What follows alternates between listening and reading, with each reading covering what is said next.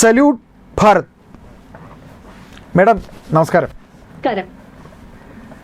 നമ്മൾ ഈ കഴിഞ്ഞ ദിവസം രാഹുൽ ഗാന്ധി എന്ന ഇന്ത്യയുടെ പ്രതിപക്ഷ നേതാവ് തിരുവനന്തപുരത്ത് പ്രസംഗിക്കാൻ വന്നപ്പോൾ അദ്ദേഹം പറഞ്ഞൊരു വാചകമുണ്ട്.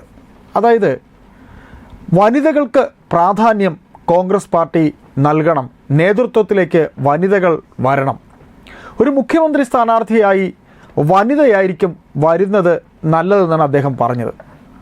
മാഡം, നമ്മുടെ ചോദ്യം, വനിതകൾക്ക് ഈ കഴിഞ്ഞ തെരഞ്ഞെടുപ്പിൽ എത്ര കണ്ട് പ്രാധാന്യം രാഹുൽ ഗാന്ധി പറഞ്ഞിട്ട് പോലും ഈ കോൺഗ്രസ് നേതൃത്വം നൽകി എന്നുള്ളത് മാഡത്തിനൊന്ന് പറയാമോ?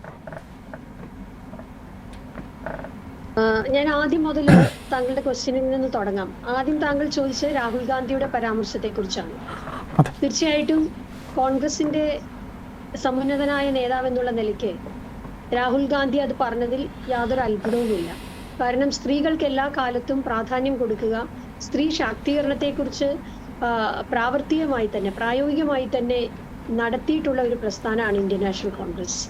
അതിന്റെ ചരിത്രപരമായ തെളിവുകൾ നമ്മുടെ മുമ്പിലുണ്ട്. ഇന്ത്യക്ക് സ്വാതന്ത്ര്യം ലഭിച്ചതിന് ശേഷം പല സംസ്ഥാനങ്ങളിലും കോൺഗ്രസിന്റെ മുഖ്യമന്ത്രി വന്നു എന്ന് മാത്രമല്ല, കോൺഗ്രസിന്റെ അധ്യക്ഷ സ്ഥാനത്തേക്ക് 5ഓളം വനിതകളാണ് വന്നത്.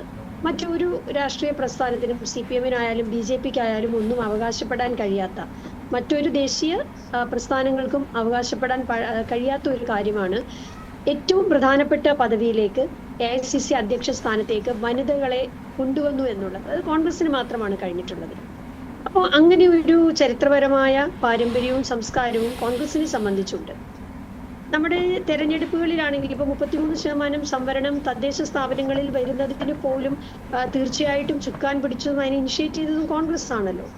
അത് മഹാത്മാഗാന്ധിയുടെ കാലം മുതൽ തന്നെ പഞ്ചായത്തി രാജിനെ കുറിച്ച് പറയുകയും സ്ത്രീകളുടെ പ്രാധാന്യത്തെക്കുറിച്ച്, സ്ത്രീകളുടെ പ്രാതിനിധ്യത്തെക്കുറിച്ച് പറയുകയും ഒക്കെ ചെയ്തിരുന്നല്ലോ. അപ്പോൾ കോൺഗ്രസിന് തീർച്ചയായിട്ടും കോൺഗ്രസിന്റെ ഏറ്റവും വലിയ നേതാവ് എന്നുള്ള നിലയ്ക്ക് രാഹുൽ ഗാന്ധി അത് പറയും എന്നുള്ളത് ഞങ്ങളെപ്പോലുള്ളവർക്ക് ഉറപ്പാണ്. സംസ്ഥാന തെരഞ്ഞെടുപ്പുമായി ബന്ധപ്പെട്ട് ഇപ്രാവശ്യം ഏറ്റവും അധികം സ്ത്രീകളെ മത്സരിപ്പിക്കും എന്നുള്ളത് കേരളത്തിലെ സമുന്നതരായ നേതാക്കൾ, പ്രതിപക്ഷ നേതാവ് ഉൾപ്പെടെ പറഞ്ഞിരുന്നതാണ്. പക്ഷേ നിർഭാഗ്യവശാൽ നമ്മൾ പ്രതീക്ഷിച്ച അത്ര റെപ്രസെന്റേഷൻ സ്ത്രീകൾക്ക് മത്സരിക്കാൻ ഇത്തവണ കിട്ടിയിട്ടില്ല എന്നുള്ളത് ഒരു യാഥാർത്ഥ്യമാണ്. യാഥാർത്ഥ്യം നമ്മൾ കണ്ടില്ല എന്ന് നടിച്ചിട്ട് കാര്യമില്ലല്ലോ. അത് ശരിയാണത്. പക്ഷെ അത് ഇനിയുമുള്ള കാര്യങ്ങളിൽ, ഇനി മുമ്പോട്ടുള്ള കാര്യങ്ങളിൽ അത് റെക്ടിഫൈ ചെയ്യും എന്നുള്ളതാണ് ഞങ്ങളെപ്പോലുള്ളവരുടെ പ്രതീക്ഷ.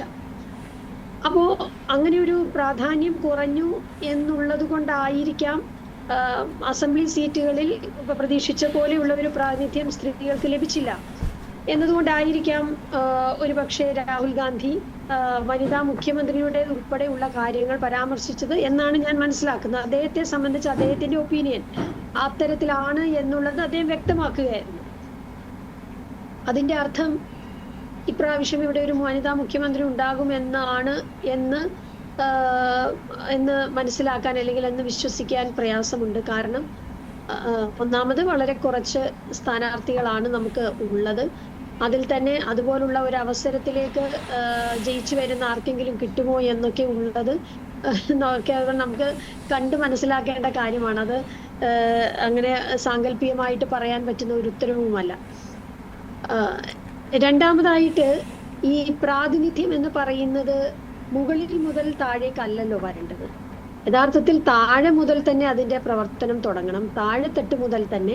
ഇപ്പോൾ കോൺഗ്രസിനെ സംബന്ധിച്ച് സംഘടനാ തലത്തിൽ ബൂത്ത് മുതൽ തന്നെ, ബൂത്തിലെ വൈസ് പ്രസിഡന്റ് ഒരു വനിത ആവണം എന്നുള്ളത് നിഷ്കർഷയോടെ ഏറ്റവും സർക്കുലർ കൊടുത്ത് തന്നെ കോൺഗ്രസ് പ്രസിഡന്റ്, AICC-യുടെ പ്രസിഡന്റ് നടപ്പിലാക്കിയത്. എനിക്ക് തോന്നുന്നു സോണിയാഗാന്ധിയുടെ കാലഘട്ടത്തിലാണ് അത്തരത്തിൽ തുടങ്ങിയതെന്നാണ് എൻ്റെ ഓർമ്മ. അപ്പോൾ ബൂത്ത് മുതൽ തന്നെ അങ്ങനെ ഒരു വനിതാ പ്രാതിനിധ്യം സംഘടനയിൽ ഉണ്ടാവണം എന്നുള്ളത് വളരെ നിഷ്കർഷയോടെ പറയാറുള്ള ഒരു കാര്യമാണ്. സംഘടനാ രംഗത്ത് പ്രവർത്തിച്ചു വരുന്ന ആളുകളാണ് ജനപ്രതിനിധികളായും മത്സരിക്കേണ്ടത്. അപ്പോൾ സംഘടനാ തലത്തിൽ എത്രത്തോളം അവർക്ക് പ്രാധാന്യം കൊടുക്കുന്നുണ്ട്, എത്രത്തോളം കീ പോസ്റ്റുകളിൽ, എത്രത്തോളം നയരൂപീകരണ പ്ലാറ്റ്ഫോമുകളിൽ സ്ത്രീകൾക്ക് ഇരിക്കാൻ കഴിയുന്നുണ്ട്. ഇതൊരു എക്സ്പീരിയൻസ് ആണല്ലോ. ഇത് സ്ത്രീ ആയാലും പുരുഷനായാലും നമ്മൾ പ്രവർത്തിക്കുന്നതിലൂടെ മാത്രമേ ഇത്തരം കാര്യങ്ങളിൽ തീരുമാനമെടുക്കാനും ഇത്തരം കാര്യങ്ങളെക്കുറിച്ച് മനസ്സിലാക്കാനുമുള്ള ഒരു സാഹചര്യം ഉണ്ടാവുകയുള്ളൂ. അങ്ങനെ ഒരു സാഹചര്യം ഉണ്ടായെങ്കിൽ മാത്രമേ അവർ കാര്യക്ഷമമാവുള്ളൂ. കാര്യക്ഷമത ഏറ്റവും പ്രധാനമാണ്, സ്ത്രീ ആയാലും പുരുഷനായാലും. ഇപ്പോ ഒരു രംഗത്തും പ്രവർത്തിക്കാതെ പെട്ടെന്നൊരു പുരുഷനെ കൊണ്ടുവന്നു കഴിഞ്ഞാൽ അദ്ദേഹം കാര്യക്ഷമമായിട്ട് പ്രവർത്തിക്കുമെന്ന് നമുക്ക് പറയാൻ കഴിയില്ല. അതിന്റെ നിരവധി ഉദാഹരണങ്ങൾ നമുക്കുണ്ട്. അല്ല മാഡം, ആ പറഞ്ഞ കാര്യം വളരെ ശരിയാണ്. കാര്യം സംഘടനാ തലത്തിൽ പ്രവർത്തിക്കുന്നവർക്ക് ഈ പറയുന്ന രീതിയിൽ രാഷ്ട്രീയത്തിൽ ഒരു MLA ആയാലും മന്ത്രി ആയാലും പ്രവർത്തിക്കാൻ കഴിയും. അതിന് ഉദാഹരണമാണ് സംഘടനാ തലത്തിൽ ഒരു പരിചയവുമില്ലാത്ത വീണ ജോർജ് എന്ന് പറയുന്ന ഒരു വനിതയെ മന്ത്രിയാക്കിയതിൻ്റെ ഫലമാണ് നമ്മൾ അനുഭവിച്ചത്. അത് പറഞ്ഞത് ശരിയാണ്, വളരെ വളരെ ശരിയാണ് അല്ലേ? ഈ സംഘടനാ തലത്തിൽ അതായത് രാഷ്ട്രീയ രംഗത്തും പൊതുരംഗത്തും പരിചയമുള്ള ആളുകളെയാണ് ഓരോ പടിപടിയായിട്ട് ഓരോ സ്ഥാനങ്ങളിലേക്ക് ഇരുത്തേണ്ടത് എന്ന് പൂർണ്ണമായി വിശ്വസിക്കുന്ന ഒരാളാണ്. എൻ്റെ വ്യക്തിപരമായ കാര്യത്തിൽ ഞാൻ അങ്ങനെയുള്ള ഒരാളാണ്. വളരെ സ്ലോ ആയിട്ട് ഏറ്റവും താഴെത്തട്ട് മുതൽ വളർന്നു വന്ന ഒരാളെന്നുള്ള നിലയ്ക്ക് ഞാൻ മനസ്സിലാക്കിയ ഒരു കാര്യം, നമ്മൾ 25 വയസ്സിൽ പിന്നെ KSUവിൽ പ്രവർത്തിക്കുമ്പോൾ നമ്മൾ എടുത്തിരുന്ന തീരുമാനങ്ങൾ, നമ്മൾ ചിന്തിച്ചിരുന്നത് അതൊന്നും അല്ലല്ലോ പിന്നീട് ഞാൻ DCC ജനറൽ സെക്രട്ടറി ആകുമ്പോൾ ചിന്തിക്കുന്നതും പറയുന്നതും ഒന്നും. കാരണം അത് ഓരോ ഘട്ടങ്ങളിലും നമ്മൾ റിഫൈൻഡ് ആയിക്കൊണ്ടിരിക്കുകയാണ്. നമ്മൾ എത്രത്തോളം പ്രവർത്തിക്കുന്നു അത്രത്തോളം നമ്മളുടെ വാക്കുകൊണ്ടും പ്രവൃത്തി കൊണ്ടും പക്വത കൊണ്ടും ഒക്കെ നമ്മൾ റിഫൈൻ ചെയ്തുകൊണ്ടിരിക്കുകയാണ്. അങ്ങനെ ഒരു റിഫൈൻഡ് ആയി ഒരു നല്ല ആകണം, അല്ലെങ്കിൽ പൊതുപ്രവർത്തകനാകണം. അങ്ങനെ ആകുന്ന ഒരാൾക്ക് മാത്രമേ ജനങ്ങളുടെ പ്രശ്നങ്ങൾ മനസ്സിലാക്കാൻ പൂർണ്ണമായും കഴിയുള്ളൂ. എന്നാൽ പെട്ടെന്ന് വരുന്നവരൊക്കെ മോശക്കാരാണെന്നൊന്നും ഞാൻ പറയുന്നില്ല. താങ്കൾ ഇപ്പോ വീണ ജോർജിന്റെ കാര്യം പറഞ്ഞു. വീണ ജോർജ് ആരോഗ്യമന്ത്രി എന്നുള്ള നിലയ്ക്ക് നിരവധി തലങ്ങളിൽ നിരവധി തരത്തിലുള്ള പരാജയങ്ങൾ ഉണ്ടായിട്ടുണ്ട്, അതിൻ്റെ അകത്ത് സംശയമില്ല.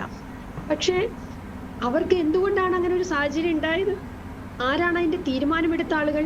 ഈ തീരുമാനമെടുക്കുന്ന ആളുകളെ ഞാൻ കുറ്റം പറയുള്ളൂ, അല്ലെങ്കിൽ അവരാണ് അതിന്റെ കാരണക്കാർ. ഒരാളെ ഒരു തീരുമാനമെടുക്കുന്ന ഏറ്റവും ഉന്നത സമിതി ഉണ്ടാകുമല്ലോ, ആ ഉന്നത സമിതിയിൽ ഇരിക്കുന്ന ആളുകൾ ഏത് രാഷ്ട്രീയ പ്രസ്ഥാനത്തിന്റെ ആയാലും അവർ തീരുമാനിക്കുമ്പോൾ പെട്ടെന്ന് വന്ന ഒരാളെ അവരെത്രത്തോളം അവർക്ക് ജനങ്ങളോട് ഇഴുകിച്ചേരാൻ പറ്റും, എത്രത്തോളം മനസ്സിലാക്കാൻ പറ്റും. അതിപ്പോ അതിനകത്ത് പാർട്ടി വ്യത്യാസമൊന്നുമില്ല കേട്ടോ. അതിൻ്റെ അകത്ത് എല്ലാ സംഘടനകളിലും ആ രീതിയിൽ വരുന്ന സ്ത്രീകൾ അതൊരു പൊതു പ്രശ്നമാണ്. ചില ആളുകളെ പ്രൊമോട്ട് ചെയ്യണം. ഒരു പ്രത്യേക സാഹചര്യത്തിൽ ചില ആളുകളെ പ്രൊമോട്ട് ചെയ്യണമെന്നുണ്ടെങ്കിൽ അവരെന്ത് ചെയ്യും? അവരെ പെട്ടെന്ന് അങ്ങോട്ട് ഇന്ന സ്ഥാനത്തേക്ക് പോയി MP ആക്കുക, അല്ലെങ്കിൽ MLA ആക്കുക. അതിന്റെ ദോഷഫലങ്ങൾ അനുഭവിക്കേണ്ടി വരുന്നത് പലപ്പോഴും ജനങ്ങളായിരിക്കും. ജനപ്രതിനിധി എന്ന് പറഞ്ഞാൽ അതൊരു വളരെ കഷ്ടപ്പാടുള്ള, വളരെ സ്ട്രെയിനുള്ള, മഴയത്തും വെയിലത്തും ഒക്കെ ഇറങ്ങി നടക്കാൻ, രാത്രിയും പകലുമില്ലാതെ ഇറങ്ങി നടക്കാൻ മനസ്സുള്ള ആളുകളായിരിക്കണം. അതിനവരെ റിഫൈൻ ചെയ്യുന്നത്, അവരെ ഫോം ചെയ്യുന്നത് സംഘടനാ പ്രവർത്തനമാണെന്ന് ഞാൻ പൂർണ്ണമായിട്ടും വിശ്വസിക്കുന്നു. മാഡം, അപ്പോൾ നമ്മുടെ ഒരു ചോദ്യം എന്ന് പറയുന്നത്, അപ്പോൾ രാഹുൽ ഗാന്ധി ഇങ്ങനെ പറഞ്ഞു എന്നുണ്ടെങ്കിൽ മാഡം പറയുന്നത് ഈ പറയുന്ന പോലെ സംഘടനാ തലത്തിൽ രാഹുൽ ഗാന്ധി അല്ലെങ്കിൽ AICC നേതൃത്വം അത്തരത്തിൽ വനിതകളെ കണ്ടിരുന്നു. കേരളത്തിൽ അതിന് സമയമായില്ല എന്നാണോ? കേരളത്തിൽ അത്തരത്തിലൊരു വനിതാ നേതാവ് വരും കാലങ്ങളിലെങ്കിലും ഉണ്ടാകും എന്നൊരു ആശയ്ക്ക് വകയുണ്ടോ? ഇപ്പോൾ ശ്രീ രാഹുൽ ഗാന്ധി മാത്രം പറഞ്ഞുകൊണ്ട് കാര്യമായില്ല. അദ്ദേഹം പറഞ്ഞ ആശയത്തെ ഉൾക്കൊള്ളാൻ ഇവിടെ തീരുമാനമെടുക്കുന്ന കേരളത്തിലെ നേതാക്കന്മാരും തയ്യാറായെങ്കിൽ മാത്രമേ അങ്ങനെയൊക്കെയുള്ള ഒരു വ്യത്യാസം ഉണ്ടാവുള്ളൂ. നിങ്ങൾ ഒന്ന് നോക്കിക്കോളൂ. നിങ്ങൾ അല്ലെങ്കിൽ ഏതെങ്കിലും ഓഫീസുകളിലോ അല്ല ഏത് സ്ഥലത്ത് വേണമെങ്കിലും നോക്കിയോ, അവിടെ സ്ത്രീകൾ കാര്യക്ഷമമായി പണി ചെയ്യുന്നതായിരിക്കും. സ്ത്രീകൾക്ക് കാര്യങ്ങൾ മനസ്സിലായി കഴിഞ്ഞാൽ, പെട്ടെന്ന് ചെല്ലുമ്പോൾ എല്ലാം മനസ്സിലാകണമെന്നില്ല, പക്ഷെ കാര്യങ്ങൾ മനസ്സിലാക്കി കഴിഞ്ഞാൽ ഏറ്റവും കാര്യക്ഷമമായി കൃത്യനിഷ്ഠയോടെ പ്രവർത്തിക്കുന്ന സ്ത്രീകളായിരിക്കും.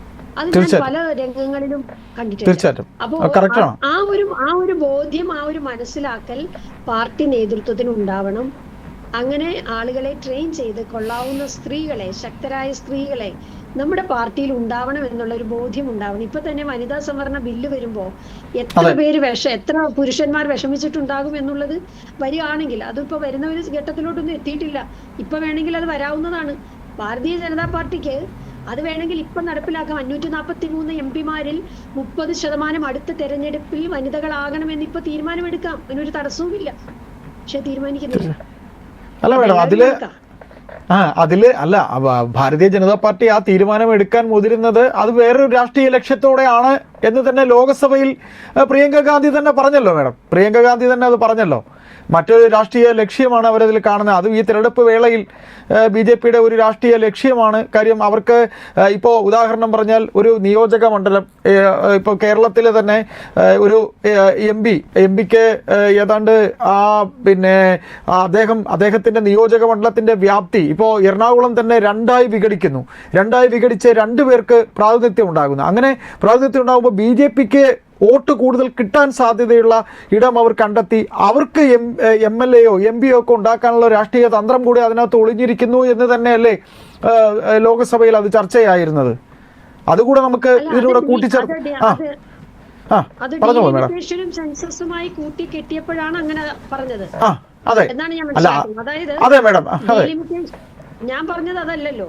ഞാൻ ചോദിക്കുന്നത്, ഇപ്പോ സെൻസസ് നടന്നിട്ടില്ല, ഡീലിമിറ്റേഷൻ നടന്നിട്ടില്ല.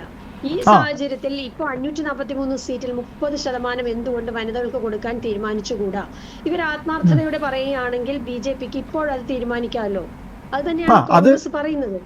തീർച്ചയായിട്ടും അതെ, അത് ശരിയാണ്. അത് ഈ നിമിഷം ചെയ്യേണ്ടതാണ്. പക്ഷേ മേഡം, അത് അവർ ചെയ്യാത്തതിനകത്തുള്ള കാരണം ഈ പറയുന്ന പോലെ ലോകസഭ ഇത്രയും വലിയൊരു മന്ദിരമൊക്കെ ഉണ്ടാക്കിയിട്ട് കഴിഞ്ഞിട്ട് അവിടേക്ക് ഇതിൽ എണ്ണത്തിൽ കൂടുതൽ MP-മാർ വരുത്തിക്കുക, അത് തങ്ങൾക്ക് വീണ്ടും ഒരു മൃഗീയ ഭൂരിപക്ഷം ഉണ്ടാക്കുക എന്നുള്ളൊരു ദുഷ്ടലാക്കുള്ളത് കൊണ്ടാണ് ഇപ്പോൾ അത് ചെയ്യാത്തത് എന്നാണ് പ്രിയങ്ക ഗാന്ധി പറഞ്ഞത്. അതല്ലേ എൻ്റെ ശരി? അവര് ചെയ്യുന്നില്ല എന്ന് പറഞ്ഞാൽ അവര് സ്ത്രീ ശാക്തീകരണത്തിന് ശരിയായ അർത്ഥത്തിൽ ചെയ്യാൻ തയ്യാറല്ല എന്നതാണ്. അതാണ് അതിന്റെ ഒറ്റ മറുപടി എന്ന് പറയുന്നത്. അവര് ഡീലിമിറ്റേഷനും സെൻസസും വരണമെന്ന് നിർബന്ധം പിടിക്കേണ്ട കാര്യം എന്താ ഉള്ളത്? അത് വരുമ്പോ വരട്ടെ. അതിന് എത്ര വർഷം കഴിഞ്ഞിട്ടാ വരുന്നത്? സെൻസസ് ഇപ്പോഴും തുറന്നിട്ടില്ല. 21-ൽ നടക്കേണ്ട സെൻസസിന്റെ പ്രാരംഭ പ്രവർത്തനങ്ങൾ എത്രത്തോളമായി? ഇപ്പോ അവർ മറുപടി പറയുന്നില്ലല്ലോ. ഇപ്പൊ 26 ആയില്ലേ? 21-ൽ നടക്കേണ്ടത് 26-ലും സെൻസസ് നടന്നിട്ടില്ലെങ്കിൽ അതിന്റെ കാരണക്കാരാരാ? അത് എന്തുകൊണ്ടാണ് അവർ ചെയ്യാതിരുന്നത്? അത് കാരണം ചെയ്യാതിരിക്കുന്നത് BJP ഗവൺമെന്റ് അല്ലേ? അത് ചെയ്യാതിരുന്നിട്ട് പിന്നെ ഇത് വലിച്ചു നീട്ടിക്കൊണ്ട് പോകുന്നതിന്റെ ഉദ്ദേശം എന്താ? ഡീലിമിറ്റേഷൻ കഴിയട്ടെ എന്ന് പറയുന്നത് അത് എന്ന് കഴിയാനാണ്? എന്ന് കഴിയുന്നാണ് അവർ പറയുന്നത്? ഏതായാലും കേരളത്തിൽ അതെ, പറഞ്ഞോളൂ മേഡം. ഞാൻ പറയുന്നത്, വനിതാ സംവരണം നടപ്പിലാക്കണമെങ്കിൽ 23-ൽ ബില്ല് പാസ്സാക്കി. 23-ൽ ബില്ല് പാസ്സാക്കുമ്പോൾ കോൺഗ്രസ് അടക്കമുള്ള മുഴുവൻ രാഷ്ട്രീയ കക്ഷികളും അതിനെ പിന്തുണച്ചു. അതുകൊണ്ടാണ് പാസ്സായത്. 3-1 ഭൂരിപക്ഷം ഉണ്ടെങ്കിൽ മാത്രമേ അമെന്റ്മെന്റ് പാസ്സാകുള്ളായിരുന്നു. 3-1 ഭൂരിപക്ഷം BJP-ക്ക് ഇല്ലാത്തതുകൊണ്ടാണ് ഇപ്പൊ ഈ അമെന്റ്മെന്റ് ബില്ല് പാസ്സാക്കാതെ പോയത്. അമെന്റ്മെന്റ് ബില്ലിലാണ് ഞങ്ങൾക്ക് തർക്കം, കോൺഗ്രസിന് തർക്കം. ഞങ്ങൾക്ക് വനിതാ സംവരണത്തിലല്ലല്ലോ തർക്കം, ബില്ലിലാണ് തർക്കം. ഡീലിമിറ്റേഷന്റെ കാര്യത്തിലാണ് തർക്കം. അപ്പൊ ഇപ്പൊ നടത്തിക്കൂടെ എന്നാണ് പ്രിയങ്ക ഗാന്ധി ചോദിച്ചത്. ഇപ്പൊ നടത്താത്ത എന്താണെന്നാണ് ഞങ്ങളുടെയും ചോദ്യം. തീർച്ചയായിട്ടും മേഡം. അപ്പോൾ നമ്മൾ ഒരല്പം മറ്റൊരു വിഷയത്തിലേക്കൂടെ ഞങ്ങൾ ഒന്ന് പോവുകയാണ്. അതായത് ഇപ്പോൾ ഏതായാലും ആൻറ്റി ഇൻകംബൻസി വളരെയധികം ഉള്ള ഒരു സർക്കാർ തന്നെയായിരുന്നു കഴിഞ്ഞു പോയത്. കോൺഗ്രസ്സിന് വിജയസാധ്യത ഉണ്ട്. ഇതിൽ പിന്നെ ഈ പറയുന്ന പോലെ 3 നേതാക്കളുടെ പേര് ഇങ്ങനെ സോഷ്യൽ മീഡിയയിൽ ഉയർന്നു വരുന്നതും ഈ ഫലപ്രഖ്യാപനത്തിന് മുമ്പ് ഇങ്ങനെ പറയുന്നതും ഒക്കെ ഒരു അനുചിതമാണോ? വെറുതെ എന്തിനിങ്ങനെ ഒരു തമാശയ്ക്കാണെങ്കിൽ പോലും കോൺഗ്രസ് ജനാധിപത്യ പാർട്ടിയാണ്. പക്ഷേ ഇതൊക്കെ വേണ്ടതുണ്ടോ? ഇതാണ് എൻ്റെ അവസാന ചോദ്യം. ഇതിനോട് ഉത്തരവൊന്ന് പറയാമോ? ഏതായാലും കോൺഗ്രസ് വരും എന്ന കാര്യം പറഞ്ഞോളൂ മേഡം. അല്ല, ഇത് ഈ പറയുന്ന രീതിയിൽ സോഷ്യൽ മീഡിയയിലും അല്ലാതെ നമ്മുടെ മുഖ്യധാരാ മാധ്യമങ്ങളിലും ഒക്കെ ചർച്ചയാണ്. ഈ പ്രക്രിയ ഒന്ന് കഴിയട്ടെ, ഈ ഇലക്ഷൻ റിസൾട്ട് ഒന്ന് പുറത്തു വരട്ടെ. ഈ പറയുന്ന രീതിയിൽ ഇത്ര കണ്ട് ഇങ്ങനെ ഈ പറയുന്ന സോഷ്യൽ മീഡിയ ഹാൻഡിലുകൾ ഇത് കാണിക്കുന്നത്, കോൺഗ്രസ് ഒരു ജനാധിപത്യ പാർട്ടിയാണ്, ശരിയാണ്. എന്നാലും അത് അത്ര കണ്ട് ശരിയാണോ മേഡം? ഒരു പ്രവർത്തകയാണ്, ഒരു സാധാരണ പാർട്ടി പ്രവർത്തകയോട് ഒരു സാധാരണ ജനം ചോദിക്കുന്ന രീതിയിൽ ഞാൻ ചോദിക്കുകയാണ്, ഒരു വോട്ടർ എന്ന രീതിയിൽ. താങ്കൾ തന്നെ അതിന്റെ മറുപടി പറഞ്ഞു കഴിഞ്ഞു. ആരാ പറഞ്ഞത്? മൂന്ന് പേര് ഇങ്ങനെ ഉണ്ട് എന്ന് പറഞ്ഞത് ആരാ? സോഷ്യൽ മീഡിയയിലാണ് പറഞ്ഞത്.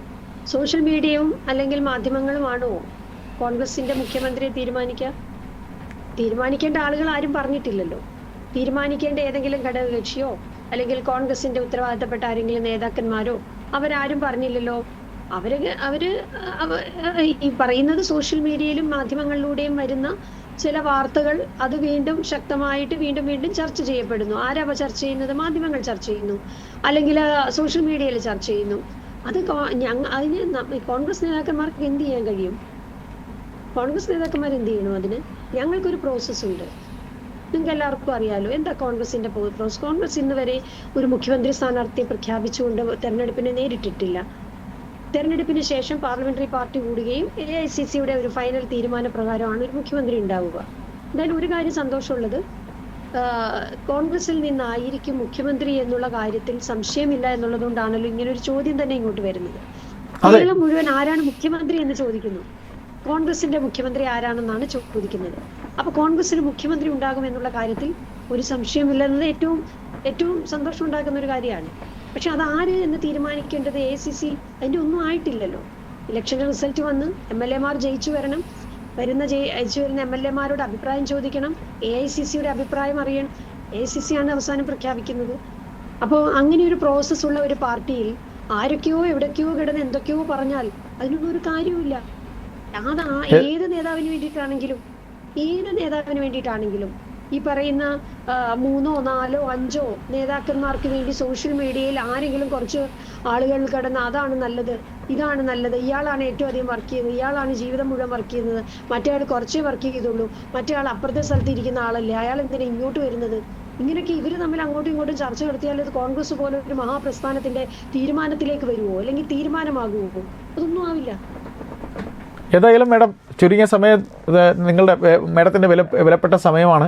ഞങ്ങളോട് സംസാരിച്ചതിൽ വളരെ നന്ദി. തുടർന്നും ബന്ധപ്പെടുന്നതാണ്.